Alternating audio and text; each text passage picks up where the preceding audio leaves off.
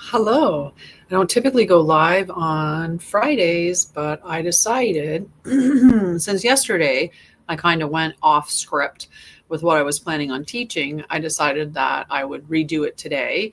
So I have both TikTok and YouTube up, and then you'll be able to get the recording on the YouTube channel. I took far too long to get ready, and I actually let my tea get way too cold. That feels like I was ripped off from a cup of tea. So that just means I get to make a new one. Okay, so I'm going to get started right away because I just want us to have this session, and that's the focus of it. So we're going to just get started. And like I said, I do have two channels going at the same time. So if you're seeing me look up, it's because I have YouTube right behind you. So today we're going to talk about the gate of devotion. And this session is an invitation to remember the sacred thread between your soul and the path. Not the path that you were told to walk, but the one that your oversoul chose. And in a world that often fractures your attention, scatters devotion, and also glorifies resistance, this is a moment of return.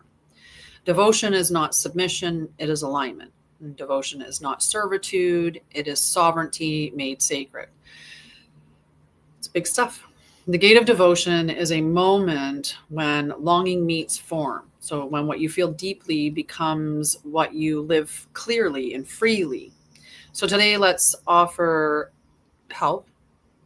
Let's let today's offering help you reignite the original commitment you made to your soul journey.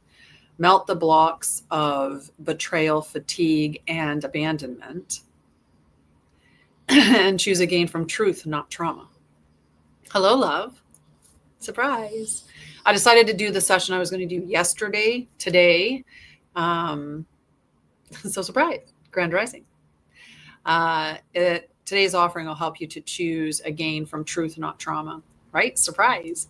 You're not here to perform spirituality. You are here to become it in breath, in body, and in choice, right? So this is about embodiment and being and devoting yourself to that act of embodiment, just being in devotion. And devotion, again, is different than, it's like not submission, right? We're not submitting to anything, and we're not in service in that way, like into servitude or anything. It's about sovereignty. It's about alignment. So we're going to do some breath work first because you know me, I'm really sad my tea's not hot, guys. It makes me sad. It is like mouth temperature. It seems like it's just it's just there. It's just there. All right.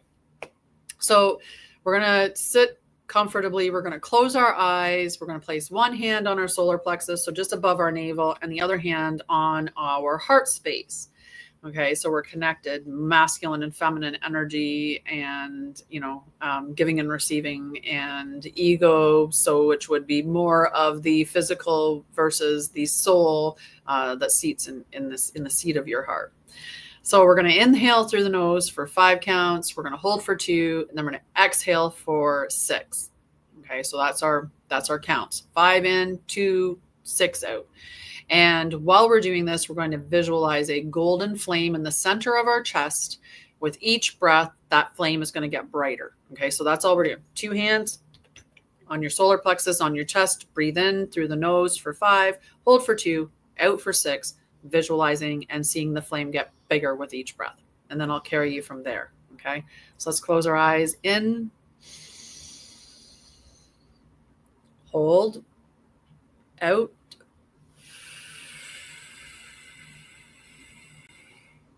in, hold, out,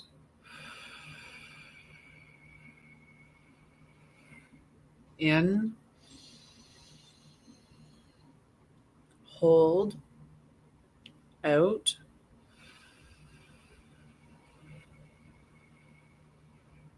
in,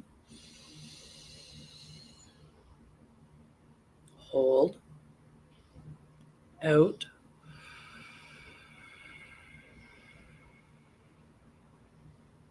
In, hold, out. Now we're going to say our invocation or our mantra. Now that we've centered and we've got our flame all nice and big by that visualization of seeing that flame get bigger with each of those breaths. So our vow is, I remember the vow of my soul. I am faithful to the truth within me. And let my devotion rise through this form. So through this form. Let my devotion rise through this form.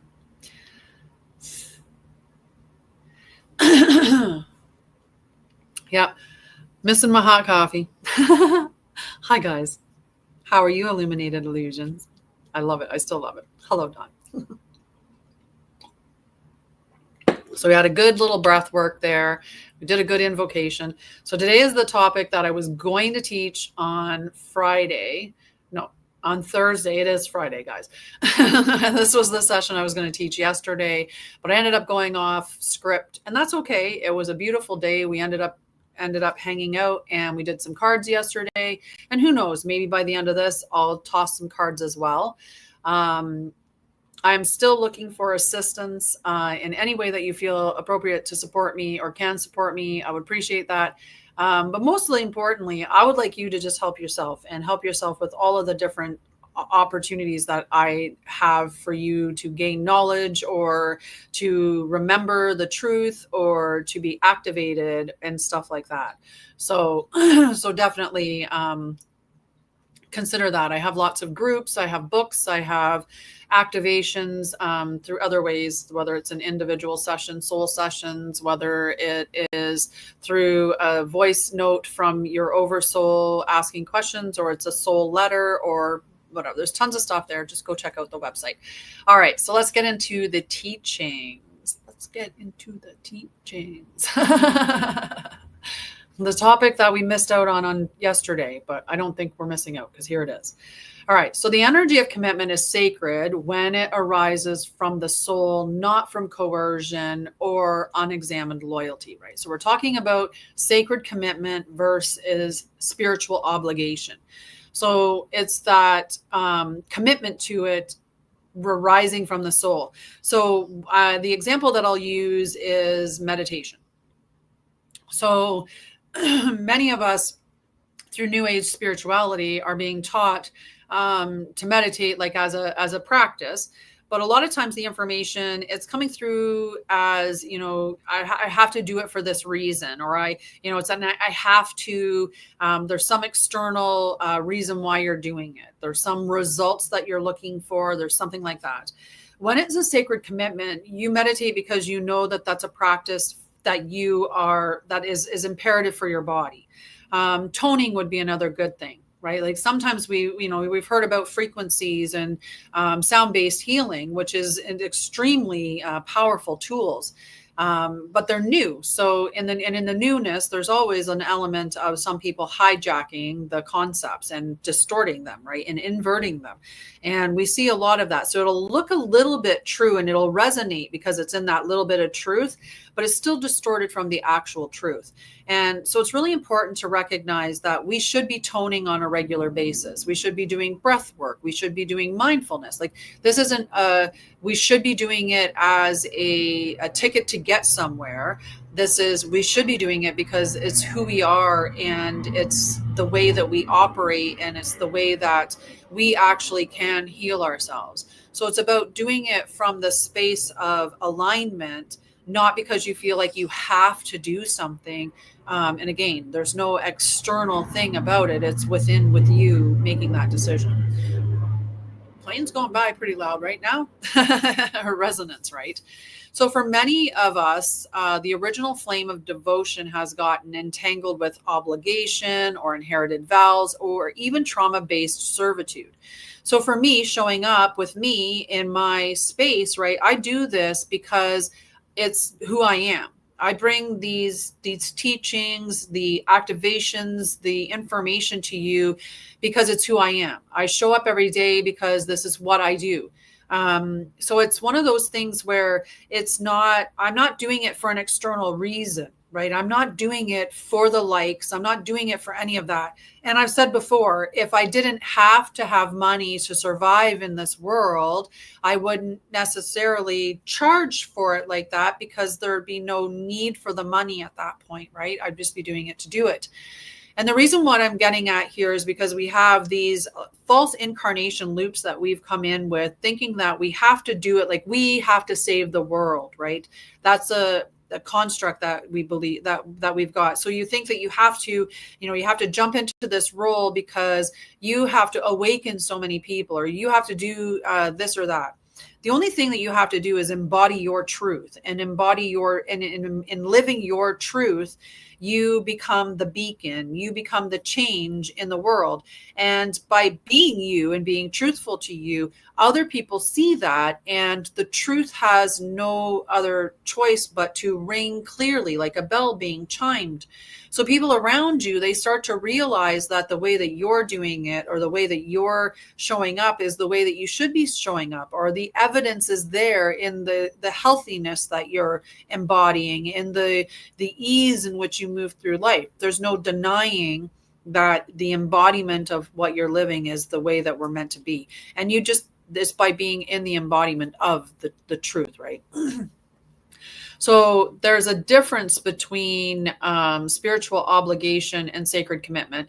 Spiritual obligation is going to feel really heavy. It's going to be depleting. It's going to be coercive, and it's going to create fragments, right? So whether you're doing it, if you're here to do spiritual work and you're creating a business, and the reason why you're doing it is because you want to win the popularity contest, that's a false light aspect, right? If you're doing it because you feel like you're the savior that's come to save, and there are false messiahs out there, and lots of them.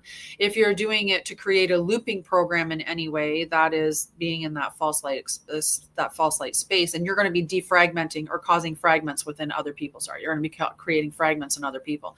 When we're looking at soul alignment or sacred commitment, that is going to be nourishing, and is going to center, strengthen, and align you and the people that interact with you, if we're looking at it in a work kind of capacity. Like if you're bringing it, if your mission, you feel like you have this mission to embody. Hi, Chastity. How are you? Surprise on a Friday. So I guess, that's why I showed up. Right. So when we confuse the two, we overextend out of guilt, thinking that you have to wake. And I was like that for a while. I was on here and I was like, oh my God, I got to wake everybody up. Right. I got to shout. I got to get the truth out there.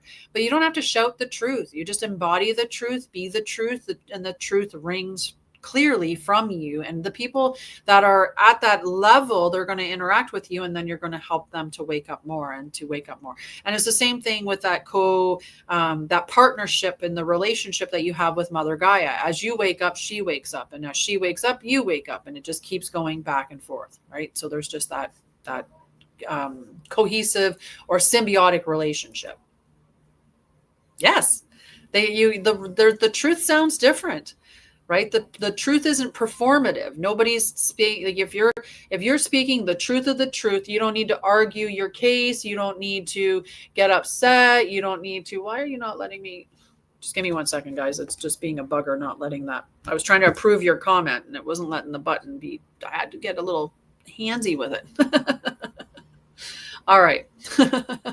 So when we confuse the two, we also betray ourselves to be accepted, right? It's all about so then you're not speaking the true truth. You're willing to modify what you're saying, because if I say this, that's too far out there. If I say that, I'm going to be judged. If I speak this, I'm going to, people are going to persecute. So that's you showing up with that spiritual obligation and not in sacredness. Because when you're in sacredness and that sacred commitment, you're not concerned with what you're just sharing the truth, and the truth to the core of you, right? So it's different. And you stay in service roles as well, long past our soul's yeses or nos. Like we don't leave when we know we should. We don't listen to the soul saying, okay, it's time to move on, or it's time to, this contract is done now. And I've been, I've done a lot of service, and I've served in, doing in the work that I'm doing now. Like my company is 4 years old now, and I've been serving in truth and just, showing up every day. There were times when I showed up in a much different energy, because I was here with the expectation, or with the exchange, right? There was the exchange at the end of it. I'm going to do this company. I'm going to help people. And when I help people, I'm going to get this financial return. Right. And, the helping people, there was, because I had done my healing journey, I had this imprint in me, or, it was the next level that I had to work through, where I'm going to save everybody. I'm going to fix everybody. I'm going to be a savior. So I went from being unhealed to being healed with that wounded healer aspect of thinking that I was going to fix everybody, not realizing it's not my job to fix anybody, and I can't fix anybody anyway. I can merely provide water, and you choose to drink it. You choose to integrate it. You are the one that does the work. And the work is an inner job. It's just, there's people outside that can activate, right? Anything that triggers you is still an activation. And you can be activated in other ways as well. I need a sip of tea and a pause there. And you guys can chitty chat if you'd like about anything that I've said thus far.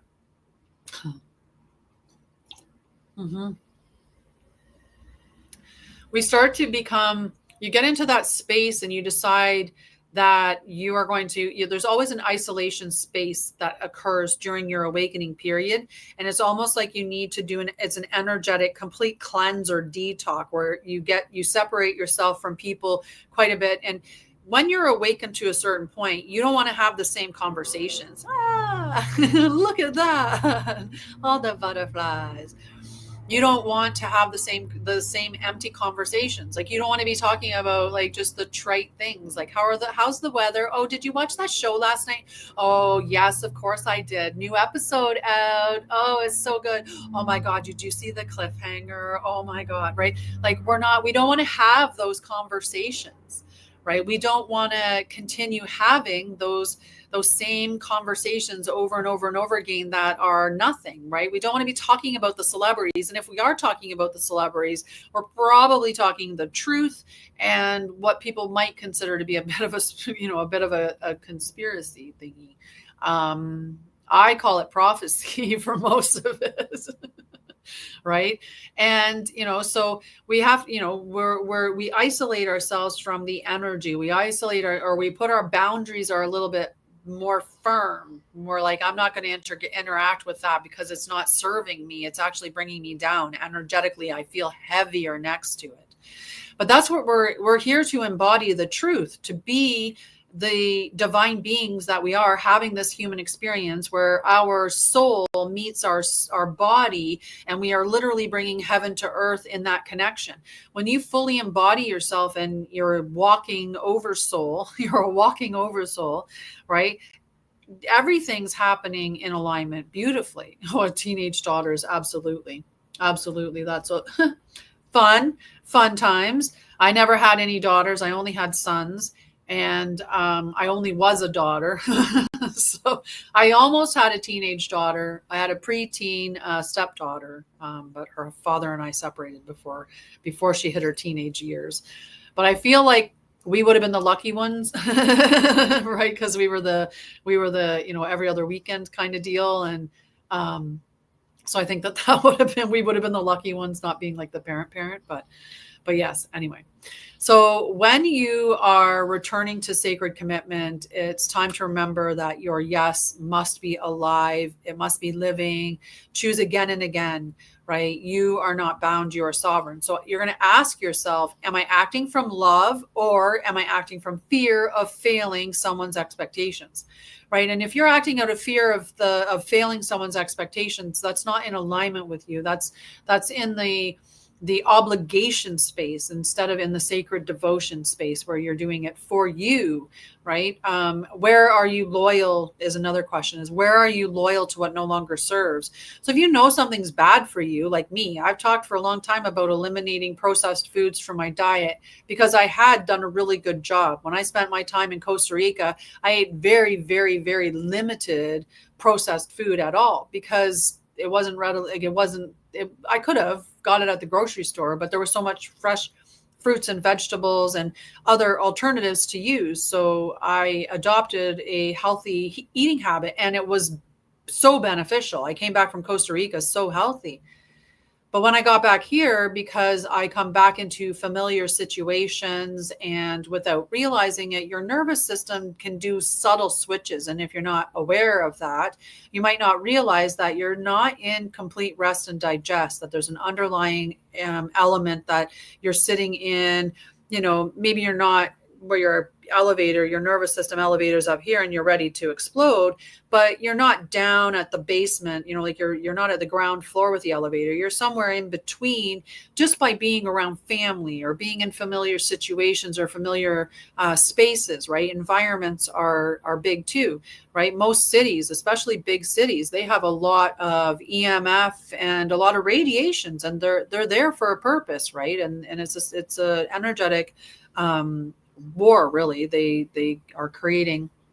And before TikTok or YouTube gets all upset or excited, we're just entertainment, right? We're just sitting around and having some tea and talking about some funny stuff that, I don't know, there's been movies on stuff like this before, and so we're just talking about that kind of stuff. No big deal, right? No big deal. No big deal. Good morning, Salasia. How are you on your lovely Friday? Surprise. Surprise. If it resonates, right? The other thing to get, and I don't know where I was when Salasia came in, and I thought, oh, this is a good time for me to say my little little blurb that is about entertainment. Another thing to do is look and ask yourself, what does authentic commitment feel like in your body, right? Hello, love. What does authentic commitment feel like in my body? That's a big one, right? So sacred devotion is not rigid. It evolves as you evolve. So you realize, hey, that's not in alignment with me anymore. So I'm going to put that aside. This is in alignment with me. That's a way that I used to look at things. But now that I'm more aware or I remember more, I'm going to stop doing that, right? And it's the evolution, and it's just embodiment of it. And like I was saying about the processed food, when I was in Costa Rica, I got rid of processed foods very easily, but I came back here, and in those familiar environments around people who are part of my trauma story, like my mom and my brother and, family, then being in environments where they are emitting stuff that is disruptive to your frequency, right? When we're in these environments, I mean, I have put devices like things to disrupt it in the house here so that it's not as bad. But we're in a big city, and they have Wi-Fi, and they have Wi-Fi, and they have Wi-Fi, and they have Wi-Fi, right? In an apartment building. Like I'd be foolish to think that I wasn't, getting all of the energy from those things around me in an apartment or within the city itself, right? So these things, because of being in those situations, I've been eating a lot more processed foods. One, I also don't want to make a big deal. I'm here, at my mom's place. So whatever my mom buys. And I'm like, that's whatever you make. I'm not going to say nothing to my mom. Not say nothing around my mom. I assert for certain things. I made sure I pulled out any air conditioner or air fresheners that she had. That's an absolute no here. I've been slowly getting my mom to transition to healthy cleaning products and reducing chemicals in her home. And my mom's gotten so much healthier with me being here. So that's been like really, really powerful. So look at the toxins in your home. You can get things to put on your devices. There, I have one there. This device disrupts the frequency that's coming from your phone. It disrupts that so that it's not harmful to you. So you can do things like that. You can unplug your Wi-Fi at nighttime to help yourself. You can listen to frequency music to, combat the differences, do your toning and your breath work, right? This is about embodiment. I can't remember. I'm sorry. If it comes to me before the end, or if it comes to me I'll let you know. But when you first said that, I was like, yep, nope, nope, not coming to me. It's like a 5G, or Wi-Fi or Bluetooth disruptor. If you started searching that stuff, it would. I think that you can do shielding. There's a lot of stuff that you can do with spirituality and energetic and, and with your energy. Absolutely. I talk about all that stuff on my channel, whether through my free, because I have a free group on my website called Temple of Light. So and also I have paid groups as well, but I talk about all type of this stuff. Like the Christic Mastery is all about mastering your spirituality, and it's an internal job for sure, but I'll give you the keys. I'll give you the information and how to insert different things to do.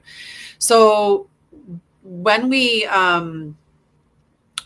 because there's shielding, right? Like we should be shielding more often. I do it now just out of almost habit. My mom likes to watch TV and I don't. And she watches a lot of dramatic kind of movies and TV programs and stuff like that. And I'll be like, whoa, right? Like I can't. So I put a shield up and I feel the difference of that, right? If you're not shielding yourself around a TV and you're just ingesting the information and maybe buying into it, and the TV is making you go and stuff like that, like that's you being attached to whatever's going on there, and it's playing with your energy. Like it's actually disrupting your energy. Your brain doesn't know the difference between something, because everything that's happening to you is happening to you, to your brain. Right. So like, and I know that sounded like I just spoke in a circle, but it's true. If I'm watching TV and something scary happens on TV and I jump, my body doesn't know that I'm not watching it on TV. My body thinks it happened to me. Right. So I've just created fear in my body. Well, what does fear do? Fear says, I'm going to jump into fight, flight, freeze, or disassociate or fawn. And next thing you know, you're in an altered nervous system state. And what are you doing? Well, you're looking to soothe. So how are you going to soothe? Well, maybe I'll soothe because I'll buy something. Maybe I'll soothe because I eat something. Maybe I'll soothe or maybe I'll get, I'll be all out of, and I'll get into fight mode. And instead now I'm having a little tiff with my partner because I've been just watching something that jacked my nervous system up and I'm not aware of it. Right? But that's not the way that it is, Chastity. That's where we've been conditioned into, and this is funny. Hi, Kyle and Chris. This is where we've been poisoned. Okay. Yes, we came down here to have a human experience, but we've been lied to about what that human experience is. Anything that isn't in line with Christic principles is the Antichrist. Right. And the world has been created and inverted now. It's been inverted. It's been captured and inverted now so that it is an Antichrist way that we are living. Right. We are not meant to be watching people beat the crap out of people. Right. We are not meant to be watching children in lingerie dancing on a screen. We're not meant to be ingesting toxins and poisons. We're not meant to be watching depravity and fear-based stuff. We're not. This is all depravity, but it's all done in such a way that they're like, oh, you know what empowerment is? Woman empowerment is wear whatever the heck you want. If somebody tells you that you shouldn't be wearing that, you tell them, who are they to tell you, a woman, what you can wear? What a patronizing, or what a, what a freaking, how could they dare do that? Right. And so then we go around wearing basically nothing. So we have no sacredness of ourselves. We carry no sacredness towards ourselves. We just determine, I'm going to go and do that. We have made it so incredibly inverted that we are championing and empowering women to be OnlyFans. We are championing our children hanging out. And this is not, I do not have anything against how anyone wants to show up in their own lives, but you have to recognize that it is messed up for our children to be watching someone in drag read them stories. This is not necessary. It's perverted, it's inverted, they have drag queen camps for children. This is not about the wrong or anything, like about the wrongness of it for adults. This is not about this, right? We have a child predator issue in the world. We have a human trafficking issue. We have a pedophilia issue. We have sorry guys, this is entertainment. This is entertainment, right? We're just talking about entertainment. Doesn't matter if it's in the news. It doesn't matter if it's out there. We're just entertaining ourselves on TikTok right now and on YouTube, right? Right? Love you.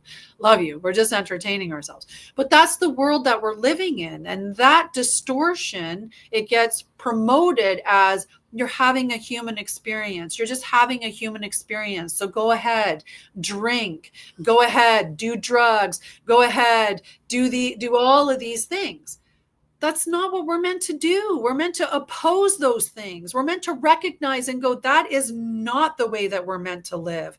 The people that are putting on concerts nowadays, they're putting on rituals, satanic rituals. You can't not tell me that you can't look at the one that would stand out the most would be Lady Gaga recently. You can't look at that abracadabra and not see that for what it is. But it gets called art. It gets called, it's just art. It's just being very artistic. And then you throw a concert, you do that on stage, and you have a whole bunch of people doing it and honoring it and feeding their energy into it. Right? All in the name of art. All in the name of entertainment, all in the name of programming, all in the name of fun. We're just having fun here in our human experiences. We're just experiencing it all. Let's experience the darkness and stuff. But we weren't meant to do that. We're meant to look at the darkness and say, not today, Satan, and go and do the light. Right? We're meant to collapse those things. We're not meant to honor them or lift them up or tell ourselves that we should be doing these things because we're having a human experience. Nothing was encoded in humans that we should be living like that, or that is a part of our experience. That's a distortion. That's a lie. That's a manipulation. And that's what keeps you trapped. So I'm not here to keep you trapped. I'm here to wake you up, and not even that. I'm just here to do me. I'm just here to do me. And if you enjoy what I'm doing, or, what I'm saying, resonates with you, then by all means, hang out, and listen and chime in, because this definitely can be a conversation. Okay, so we've got our questions to ask, right? Am I acting from love or fear of failing someone's expectations? Where am I being loyal to something that no longer serves me? Sugar doesn't serve me, but I'm being loyal to it I've been loyal to it. Why am I eating the sugar? I'm self-soothing through food. My mom's baking it. So she's loving me, expressing love through food, and I'm expressing my love back to her by liking and enjoying and eating it, right? Because I appreciate my mom, and I say nice things, and I thank her for the things that she makes because she does a good job. And I love my mom. So this is so you have to recognize, this doesn't serve me. The sugar, that doesn't serve me. So I understand why I'm doing it, and I can make sense of that and say, okay, I can love my mom and appreciate my mom in other ways, just like she can love and appreciate me in ways that are healthy. Right. So, and then also, what does an authentic commitment feel like in your body? And it shouldn't feel constrictive. It shouldn't feel fear-based, nerve-wracking, scary, right? It shouldn't feel tight or constricting, for sure. Sacred devotion is not rigid. It evolves as you evolve, right? And that's the beauty about sacred commitment, is that you're committing to be the best person or the most aligned to you today. And as you awaken, you're going to align more differently. So something that maybe you thought was the truth before, you learn wasn't the truth. You reveal more of the true truths, and you start to see that. Hi, Mira. How are you, love? I miss you. I hope you're doing well, and I hope your dog's well. I do. He's a cutie. Perfect time to have another sip, because I'll end up forgetting what I was saying. Be free. You're free to change, right? You're free to become more holistic. Yeah, I have a bunch of group work. You know what? We should talk sometime because that might not be a bad idea. But I do have groups and stuff like that, and I'm still doing things. It's just I'm doing it in a different way. We did have a get together yesterday actually, and just hung out with the School of Light, the ones that are still connected to the group chat. And yeah, I should have invited you. That would have been I should have remembered that. But the next time that we're getting together, I'll try to remember. That's all I can do is try. I'll set the notion to remember, and I'll invite you to it as well. How are you doing? How are you doing? Are you doing well?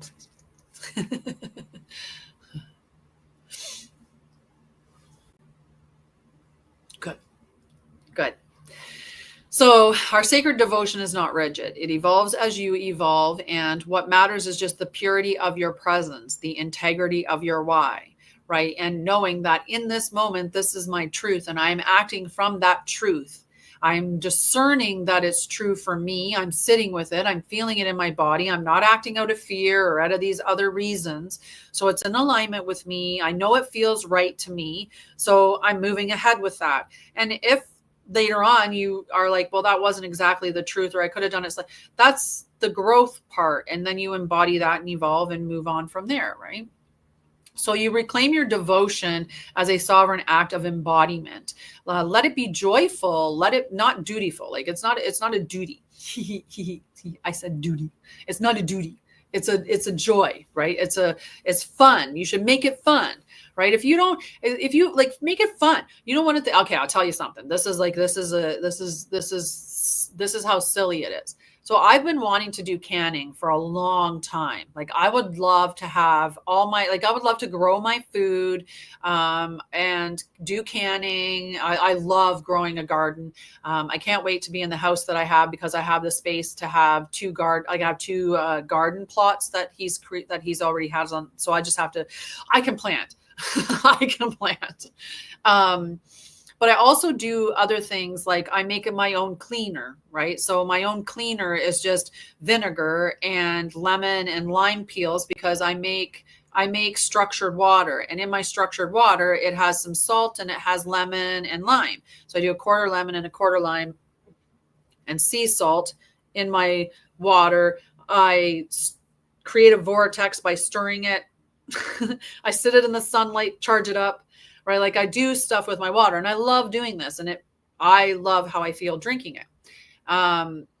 So anyway, I do these things, right? And I learned about making sauerkraut and how easy it is to make sauerkraut. Like it's incredibly easy. You should never buy store-bought sauerkraut because all you need to do is have your ball jars, or my mom called them something. Can't remember what she called it, but it was a different name. And I was like, I've never heard it called that. But anyway, a mason jar. And this one here is a 2-liter mason jar, or maybe it's a half pint, or no, it's got to be more. It's a quart. I should learn some measurements but anyway, it's this same size. And you take your cabbage and you shred it. You shred your cabbage and you put it in a bowl and you put a bunch of Celtic sea salt on it. And then you scrunch it. You scrunch it and then you leave it, and the salt will eventually cause the moisture to start drawing out of the cabbage. And then you go over a little bit later and you scrunch it some more and then you'll scrunch it at the very end, and then you pack it really tightly into a mason jar, and the water, like all the juices that you've squeezed out of the cabbage, after you've pushed it down into the jar, you take the juices and you pour it over top of it. And then you cover it with one full leaf of cabbage so that it keeps it weighted down. Like you can put a weight on it too, if you have a weight. So you put the cabbage leaf and then you can put a weight on it. I don't have a weight thing, so I just put the cabbage peel and I've never had an issue with it. And then you close it and you store it in a dark space. And every day you burp it. And then after 3 to 5 days, you can start eating it. That's how easy it is to make homemade cabbage, like literally that easy. So I started doing that. And now I'm like, oh my God, I'm making more things.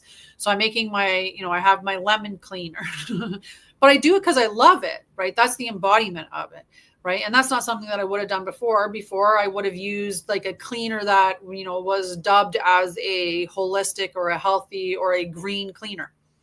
Then I would have learned that those green cleaners weren't really green cleaners. So I would have stopped using those ones and went to new ones. And, so I would have been using those ones, but would have probably, so this is just that move, right? And that's how it is. Maybe your truth in one moment, and in my truth one moment, that cleaner was a good cleaner. My truth in the next moment, it's not, because some truth was revealed. So I use a different one. And then at the end, you're making your own and you're loving it, but you're doing it from a space of loving it, not from a space of I have to do it, or, that it's forced on you, or it's out of a fear-based thing or anything, right? So that's to go off on a little bit of a side track. And actually, now that I have it, I'm going to have a sip.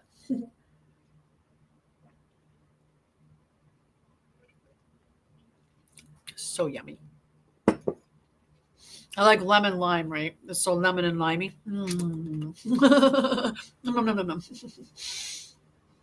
Okay, so thinking where I was with what I was talking about. Sacred commitment is rooted in truth, not fear. It's anchored in joy, not duty, because I think duty got me going. And it's aligned with evolution, not avoidance. Okay, so it's in those spaces. And many light beings carry unconscious vows where we think we have to serve at all costs to self, that we have to stay invisible out of safety, or we have to suffer to be worthy. We also get into the trap of thinking that spirituality should be free. It's not something that you should ask for money for. And it's like everything that you have is a spiritual gift. Michael Jordan being able to play basketball at the skill level that he has, that is a spiritual gift. But he made lots and lots of money off of it, right? His gift just expressed differently than what your gift expresses. And when we're getting into it, I mean, I honestly would pay more for somebody to help me do soul work, or to evolve or ascend or transcend, whatever language you want to use. I would rather have somebody help me with that, or help me with my health and well-being, than to be entertained. So for me, I would pay money for those things before I would pay money to just be entertained. That's me, right? And so, but there is a lot of people that have that mentality or that notion that spirituality should be free, that that what you're doing, health and wellness, should be free. If it's holistic, it should be free. If it's, these things should be free. And that's just another distortion, or another karmic loop that we get tied up in. So these distort the original codes of devotion. They turn commitment into depletion and love into labor. And they tie you up, right? And they can get you tied up into creating more karmic ties for yourself, which hopefully you're learning a little bit about karma and how to avoid getting caught in those loops. So to return to sacred commitment, ask if you're staying out of guilt, asking where you've served without joy, and then finding where is your yes now. So learning in your body, what does my yes feel like in my body is an important thing. And then checking in with, does this feel like a yes? Is this still a resounding yes in my body? Does this still ring as true for me? You're not here to fill old contracts, right? You're here to form new alignments. You are the altar. You are the flame. Right, we're going to do a little practical thing, which is talking about rebuilding the altar within. So you can do this practice standing up if you can.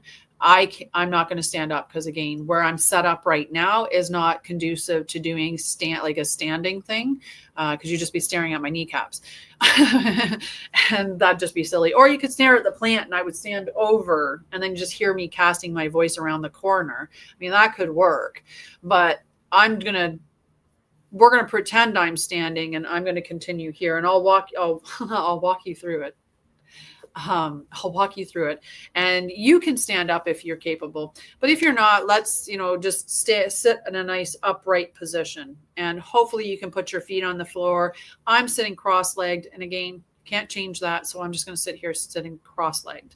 So what I want you to do now is, after you sitting or standing tall in your sacred presence, your feet are connected to the earth if you're sitting in a chair. So you're really going to ground through your feet. And if you're seated like me, where I'm cross-legged and maybe you don't have any choice either, then you would visualize it coming out from your root chakra at the base of your spine. So we're just going to let your feet ground into the earth. Okay. And you're just going to imagine, you can even imagine in your eyes, you can imagine in your mind's eye of yourself standing on the earth with your feet grounding into Mother Gaia, feeling, maybe you're standing on some grass and you can feel that underneath your feet. Maybe it feels warm. Maybe you're standing on some sand at the water's edge. You can visualize whatever you want, put yourself wherever you want in your mind's eye to connect to the earth. Or you can just grow your roots from your chakra and down into the earth of Mother Gaia, into the heart of Mother Gaia. Okay, you can just let that move through you. So as you're sitting here, you're going to visualize a radiant altar within your chest. And this radiant altar is going to look any way that you want it to look. Maybe your temple is circular and, maybe it's grand. Maybe your altar isn't a temple. Maybe your altar is more, like a table, like a sacred space that you have stuff sitting, right? Sit there and visualize that for a moment, right? So allow this to light up, right? This is a beautiful altar space that's within the center of your chest, and it is filled with light, and that light is going to expand out from your chest into your environment, right? Through your energy layers. And as you breathe into your heart space, you're going to see that radiant light growing bigger, expanding and expanding. So every breath in, it expands outwardly. Every exhale, you just ground a little more firmly into the earth. We're going to breathe in a specific rhythm of 6 in. Okay, so inhale 6. Hold for 2. And then exhale for 7.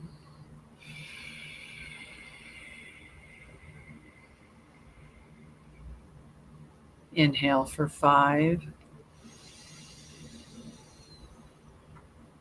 Hold for 2. Exhale for 7.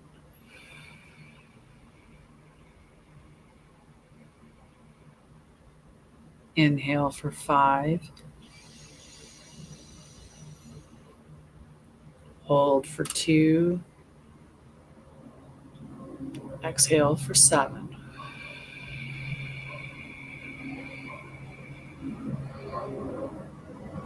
Last one. Inhale for 5.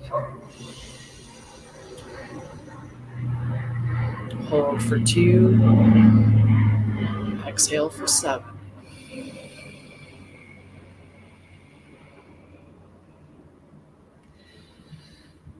Now, just let your hands move. Okay, or just bring your hands up. Move them through your space and just allow them to move with the energy that's around you. If you want, you can allow your hands to interact with your body by touching your chest, putting your hands over your heart space. If you want, you can put your hands in prayer over your heart. You can even just allow your hands to move through your environment, moving that energy. Maybe you're creating a ball. Whatever you feel comfortable doing with your hands, this is just your spirit moving through you with what you feel is appropriate in this moment.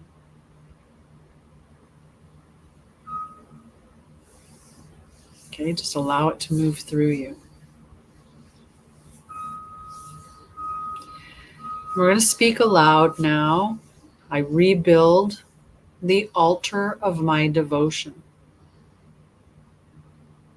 You're putting lots of light into it. I dedicate this breath, this body, this being to living truth. Let my soul's vow rise through me now. Now, if you were building a temple with all that energy that you're moving, you can place it in your heart. If your hands are already over your heart and you're visualizing your temple or visualizing in another way, now you're just going to put your hands over your heart, okay? And just feel that. Feel your heart. Feel the pulse beneath it, right? This is your bell. This is the frequency. And just allow yourself to integrate, to ring true.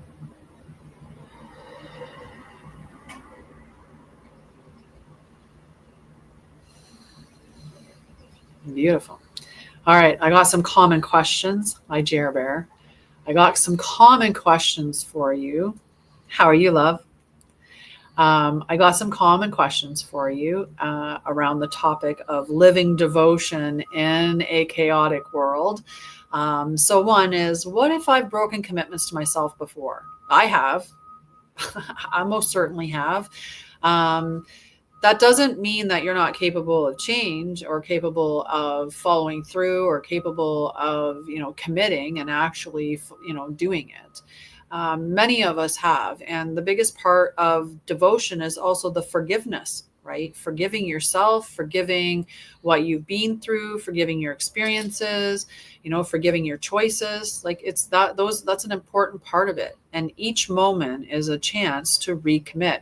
And if you think of it from that way of every moment is another opportunity to begin again, instead of thinking about it in the sense of I failed, I messed up, I screwed up, I failed, right? Because the soul is not counting failures. It's just waiting for alignment. It's not sitting there, oh, now she failed again, dang her, right? Or, oh my God, I can't believe he did that. What a loser. Your soul's not doing that. Your soul's just waiting for you to be in alignment so that it can come into full embodiment with you, right? So it's not doing that. Your soul loves you. Your soul just loves you unconditionally.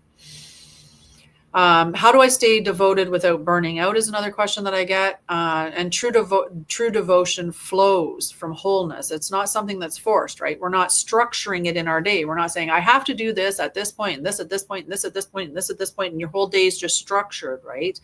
There is a flow to it. You know that to embody your truth, you're a spiritual being having a human experience. The body is the temple that houses the soul, and you want to treat yourself as that sacred space. All of it.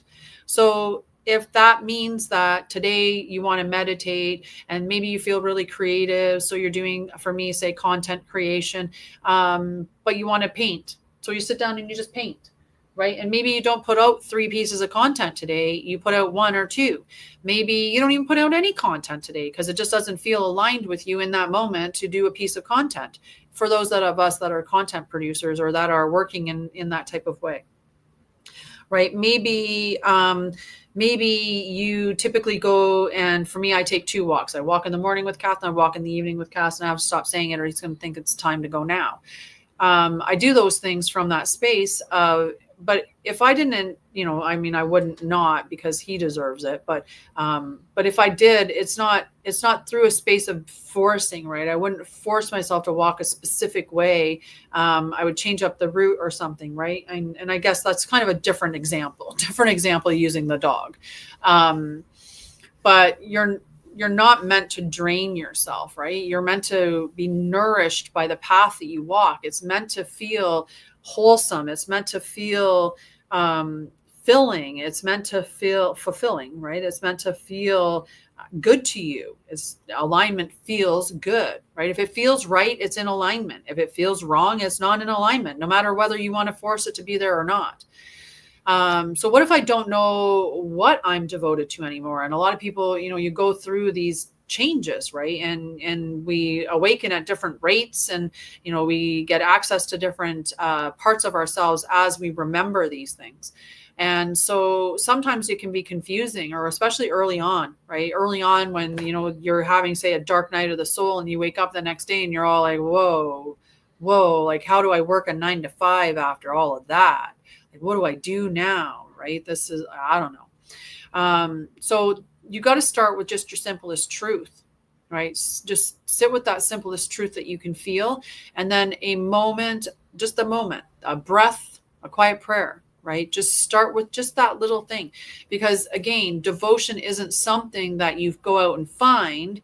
It's something that you remember, and you remember by going within. Right. And sure, you could be scrolling on TikTok and come across a video that just speaks to that truth and rings the bell within you. Those are our activations. That's a trigger. Triggers can be good or bad. It's anything that's that wakes you up or rings your bell, that there's something out of alignment, or there's some truth that you're being revealed to you at this time. Every one of them's good. And that's all our triggers are. When somebody pokes on a button and it reminds us there's some healing that needs to happen in that space. Can devotion change over time? Absolutely. As you evolve, your expression of devotion evolves. So this may shift forms, but it's mostly just the essence is deepening, right? The essence of that specific devotion starts to deepen. Like I said before, I started off, you're going to get green products for your health and eliminate some of the toxins. The next thing you know, you're creating your own cleaning products because you realize that even the stuff that was promoted in a specific way of being green isn't actually green. So you move to, the really holistic or alternative ways or the alternative cleaning solutions, as an example, right? It's just as you awaken, as you remember, as you get more truth and more knowledge, of course, how you move through life is going to change based on those new truths that are there. All right. Is it selfish to prioritize my own alignment? No, no. Alignment is what makes your service clean and powerful. By prioritizing your truth, you are actually being devoted to the people that you're working with. If you're someone that's in a service space, right? It's empowering to be in that, right? It's priority. It's the devotion to everybody to be in alignment, to be in truth.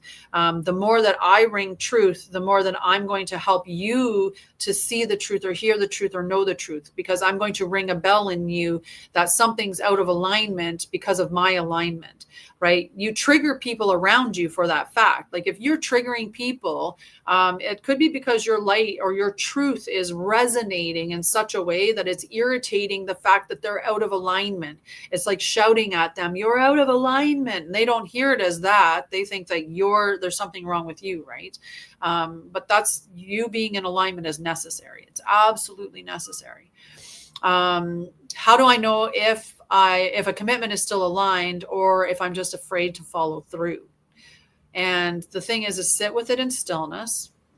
When you're breathing in and you're checking with it, remember the bell rings true and clear, right? The bell isn't going to feel scary. It's not going to feel tight. Like the truth isn't what's in alignment with you isn't going to be terrifying. What's in alignment with you isn't going to feel constricting or restrictive or suppressive or anything like that. It's going to feel open. It's going to feel expansive. It's going to feel literally like a bell's been rung. Like there's the truth to that. You can be having that fear of stepping into your power, but when you sit inside in stillness, you can determine the difference between, am I afraid of showing up and speaking my truth for fear of somebody, the questions that we had earlier, right? Is there a fear that's holding me back because I'm afraid of speaking my truth? Right. And if that's the case, then address that. Or is the fear from the space that this is just not in alignment with me? Right. So we want to go through those questions to check in on that. Can I be devoted and still experience uncertainty? Absolutely. So one thing is it's just about returning to your truth over and over and over again, knowing that your truth is going to change, and that will help to change that may change your devotion or your commitment to that particular part of it. Right. And devotion allows that space for change because you're devoted to you. You're devoted to your truth, knowing that your truth is going to get changed through time because you don't know all now. So in learning more and in growing your knowing, your truth changes. And in growing that knowing and having the truth changes, what you become devoted to or how you express or embody that truth in your life changes. So what if other people question my devotion when I make a change? Their perception is not your measure. Growing your knowing is what we're doing. We're remembering. We're just remembering it, right? You should check out my free group. You should check out my website, Bear. I could probably activate you into something. I bet you I could. I'm sure if I'm saying that, there's a reason why. I'll have to check in with it. I'll have to sit with my guides and ask them, why did I say that to Bear? There's something there for him. Anyway, so what if others question my devotion when I'm making a change? Their perception is not your measure. We're not here for somebody else. I'm not here to show up for you. I'm not here to show up for them. I'm not here to devote myself to my truth or to my embodiment of my spirit. I'm here for me. I'm here to embody myself. I'm here to embody my truth. I'm here to live the expression of my soul, right? That's what I'm here for. So if it doesn't matter what they are, it's your truth, it's your lived experience of it. And if you're living for somebody else, then why are you living their life? Why isn't yours enough? Why isn't yours the one that you want to live? Like, why are you living somebody else's? Did they not? Is that their failing? So why are you giving up on abandoning yourself, your truth, your spirit, right? Love you. Love you.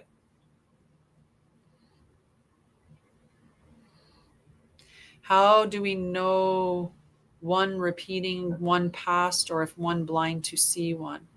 I'm not sure exactly what you mean there, Chief Buffalo.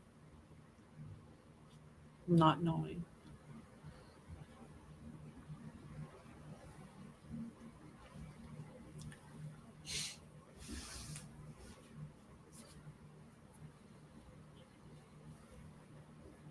If we repeating? You mean if you're repeating right now what we've had, many of us are experienced hijacked timelines, right? Where our soul, when we passed on, we went through the tunnel and we got hijacked back into a loop. Right. We would have been met by somebody as soon as we died that went, let's go do a soul review, or people that came through like angelic beings and stuff like that. Right. And they bring you in and they do a soul review, and then they get you to agree that you've left karma, that you have karma that you have to work through, that you have these things that you need to do. And they get you to sign on contracts of like serving or of sacrifice or poverty, or, you're going to experience all of these things.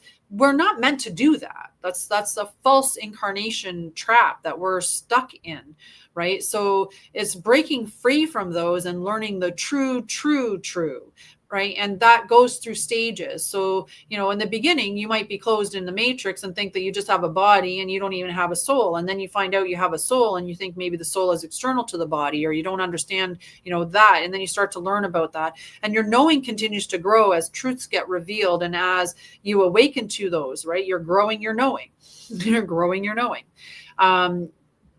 If you're seeing things in your life and they're not changing and you don't like what you're seeing, that's time for you to review where are those patterns happening, right? Where are those patterns happening? You know what, guys? My tea is super cold. It's gross, right? And that's the problem, is that we don't realize that we've been hijacked in these ways. Like even Dolores Cannon, and because I know Jer Bear did a video with Dolores Cannon, and Dolores Cannon was a beautiful woman. She had a lot of insight, but the problem was she didn't know what she didn't know. And she didn't know that the stories that she was talking about, that the people were relaying to her, were the stories of the hijacked incarnation cycle. So she's telling the truth. She's talking about what they're revealing, and there's a lot of truth in that process. But the problem is it's the hijack. And a lot of people talk about that we came down here into the school and that we have to learn all these lessons and we have to experience all these things and we have to grow our soul. The only thing we have to do is come down and embody ourselves. We just have to come down and embody our truth. That's all we have to do. There is no anything beyond that. If I come down here and I embody my truth, the truth of who I am, and I know my truth, then I'm ascending. I'm ascending because I'm in devotion to my sacred alignment. I'm devoted to my soul. So I'm going to move. I'm going to do that. Oh, hang on, guys. I'm getting a call from my son. Hello? Hello? Hey. How's it going? Not bad. Just finished the house. Just wondering what you're up to. What's your schedule like today? You can come over and hang out. My schedule, I set it myself. Yeah. Grab a coffee, go for a walk or something would be nice. Yeah. Do down for that. Definitely. Alrighty. All right. Then I'll pack up and I will head your way. Sounds good. Yes, I have your address now, so we're good. Okay. All right. Love you. I'll see you in like 30 minutes at most. Sounds good. Bye. Love you too. Bye. I got 30 minutes, guys. Once we ascend, you can determine if you wanted to, you could choose to come back into earth. You could choose to incarnate somewhere else, right? It's not, you don't have to. You don't even have to choose to incarnate into earth, right? You have free will. You have that choice. Just many of us have chosen that. Some of us chose to come into earth to forget so that we could remember. And that's a big part of, because there's nothing more, amazing than that moment when you remember remember who you are, right? Think about how incredible that moment when you remember your moment, right? It's like your soul just all of a sudden like, you found me. You found me again, like through that veil of forgetfulness, right? Which we don't need to have. That's another part of the thing.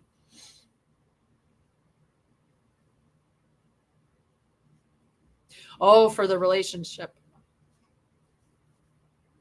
Okay, so could one from our past relationship and we never finish, and in this life, yeah, oh, definitely. Yep.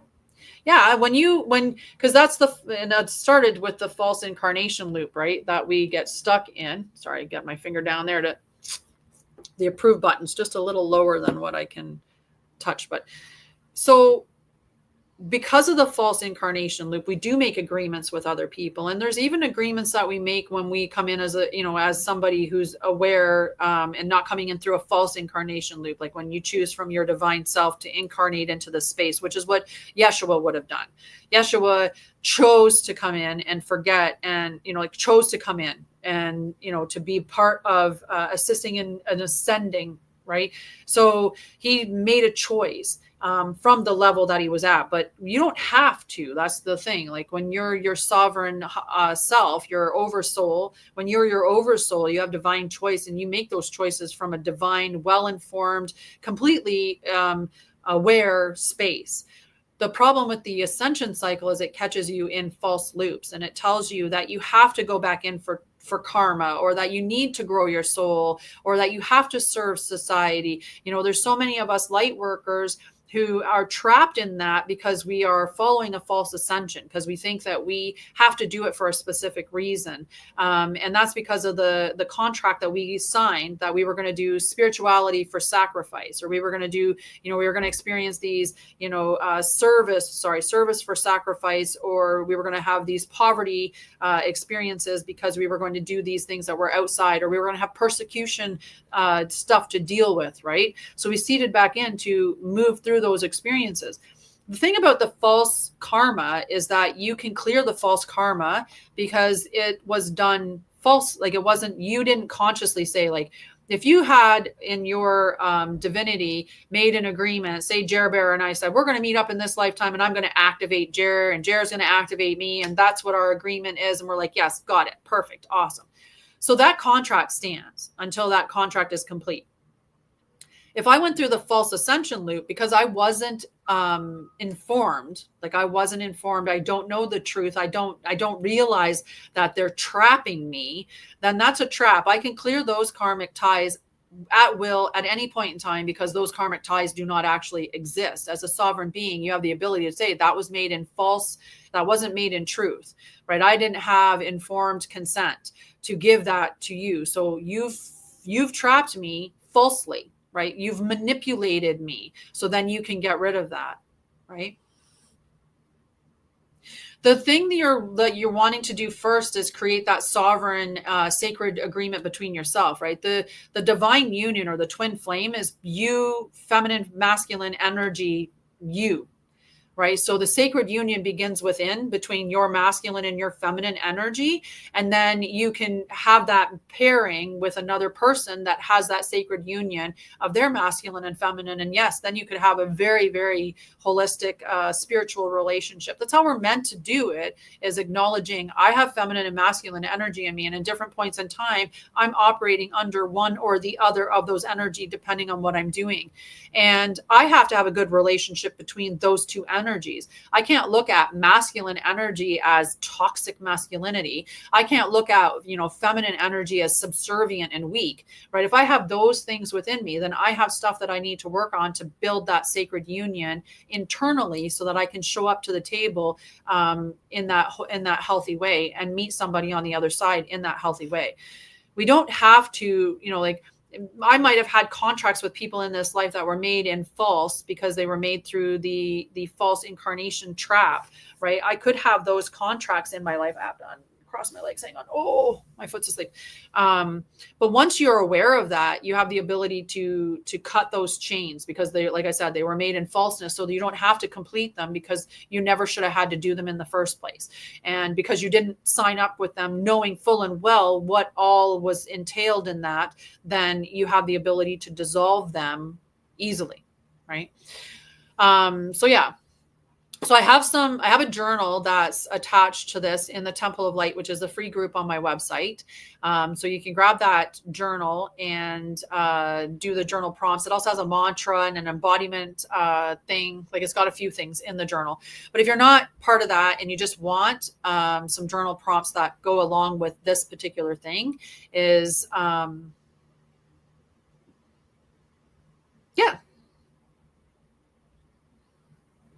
It's just how you so Jen, I mean, we could get into a big conversation, and I am doing a divine feminine, divine masculine, sacred union webinar. I'm putting it together now. So this will be a 3-day webinar, and I'm making just watch it one time, and participate in it for $33. And then I'm having some other stuff. So if you want replays, it'll be a little bit more than that. But I'm getting that together. And once I do, then I'll share that here. There's a lot of stuff, like when you're on this environment, that you have to be careful with what you're saying and stuff, that can get you into trouble. Unfortunately, so for entertainment purposes only, I'll preface it right before I say this and stuff like that. But you do incarnate, you pick you're coming in as a male or a female based on, that's what you're choosing. The way that we show up is inherently somewhere along the grid, right? Somewhere along in that space, you show up like it's on a rainbow or a spectrum, and it's not. And I don't mean that in any way with LGBTQ or any of that, right? I would show up in my energy of what my energy is, and my embodiment of who I am. I'm a female because I have a womb space. I probably operate in my feminine energy more often than my masculine, but I do operate in my masculine quite a bit. And there's nothing wrong with that. That's exactly what we're meant to do. Every man operates in their feminine energy when they're nurturing, and every woman operates in her feminine energy when she's protecting herself, right? It's just the way that those energies work. And every one of us has the ability to work, to move between those energy centers, and or between those two different energy types. It's the way that we are.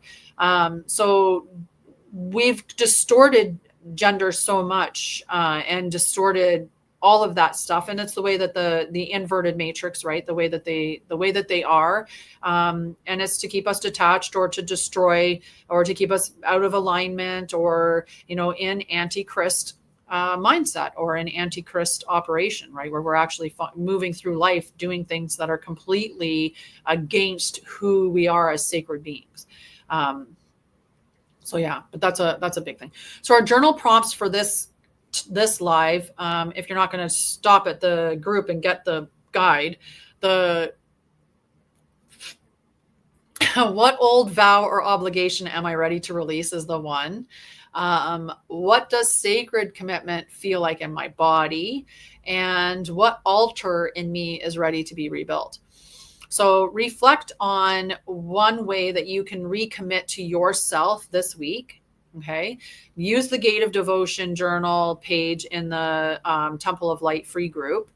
Speak your invocation every morning before acting or service, right? And you can write your own invocation, or you can use this invocation that I'm going to give you in a minute. You can also book a guardian activation or a soul letter to clarify or strengthen your vow. Those are a couple of the offerings that I have. A soul letter is 33 Canadian, and I channel your Oversoul and your guides, and I write you a letter from those, which can give you insight, it can give you guidance, it can give you clarity, it can open you up. They're very heartfelt letters, and they're very transformative for you. And you're not here to abandon your flame, right? You're here to tend it, and you are here to do in that tending, just remember who you are, right? So just embodying your truth and being who you are. That's what you're meant to do. So for our activation or our invocation, this is an Oversoul alignment invocation. So say this in the morning and say this at night, right? I return to my path with peace. I reclaim the flame of devotion. And I choose sacred commitment to my truth. Right? That's huge. That is huge. My screen shut off on TikTok. I wasn't moving around. Sorry about that, YouTube. Move my mouse a little bit. All right. So yeah, so this is your invocation. That's your stuff. That's your stuff. All right, I'm going to pull a couple of cards before I head, because there's only a few people here. We got three people. So I'm going to pull, there. Because I know that if Metal Chick's still here, I know that Crystal did want a card. I don't know if she ended up leaving because it was a bit of an episode, but it was a good show. It was a good show. All right. Who wants a card before I head off out of here? And if nobody does, then I'm just going to cut it. My son's decided to come and visit me. So, yay. Super excited about that. Love you, Dare Bear. All right. If nobody's going to say yes, I'm going to cut it out. I'm going to go get ready for my kid to come. Okay. What does Jer Bear need to hear today, Spirit? Can I get a good message for Jer?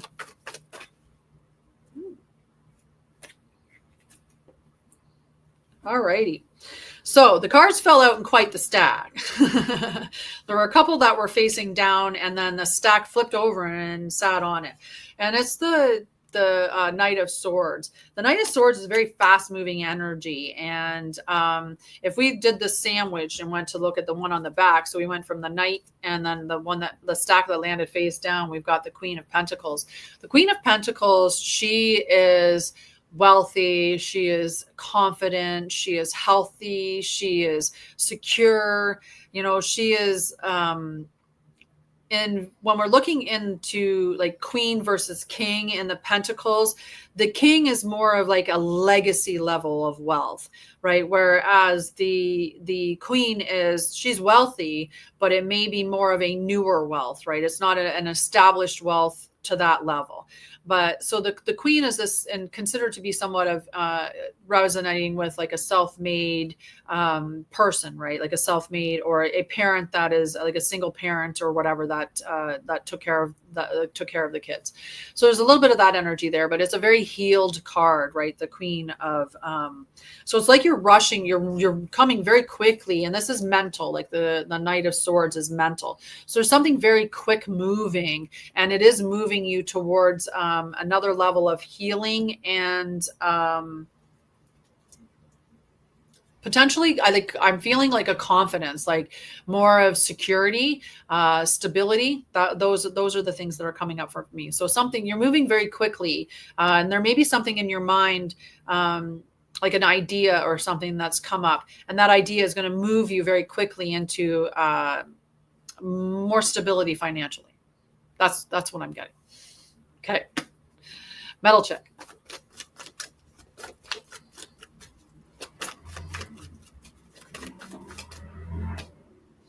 Justice. And the Six of Pentacles on the bottom of the deck in the inverted position. So the Justice card can represent Libra energy. The Justice card is also, can be about something, some wrong, some way that you were wronged is going to be righted. But it can also be about balance. And it can, yeah. So where the justice that I'm seeing though is in the area of reciprocity. So where somebody, you know, like it's going to balance out, or somebody who was taking more, or somebody that took from you, you know, like it's going to be returned. What they took from you is going to get returned to you. So justice is going to come from that. So this is the energy that I'm getting, is there's something in the way of transaction, of give and take, or of, you know, like giving and receiving, that is going to be righted, or you're going to see justice fold from there. Or there's going to be at least more balance that's going to appear within that space. Okay. More balanced within that. Yeah. Do you have any legal things that are going on now? You're welcome. Ooh. So this is for Wonder Woman, the 5 of Swords. Upside down. So the 5 of Swords in the Shadow Seer position, like this card represents in the upright about winning, but maybe not winning in a good way, right? Like somebody could have won by doing something to you, like in a bad way. And there's deception or lies, or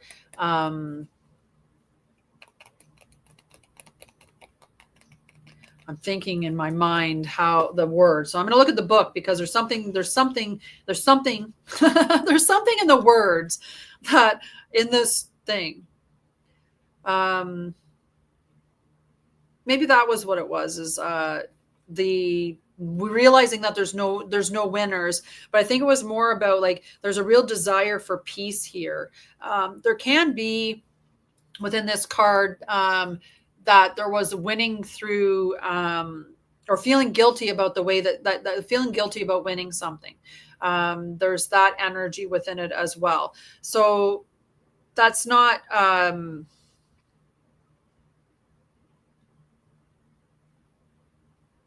trying to think with the other cards. We're getting a lot of the same cards, I'll tell you that. No, I'm kidding. I need more cards on that. There's something else that I need on that. So there's more. Yeah.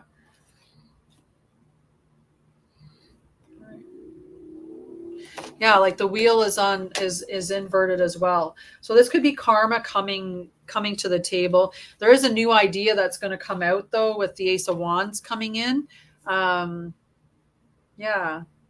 So what are you experiencing with that? I'm waiting. I'm hoping my guides popped in, or my Oversoul anyway, that I got a message that came in for you with that.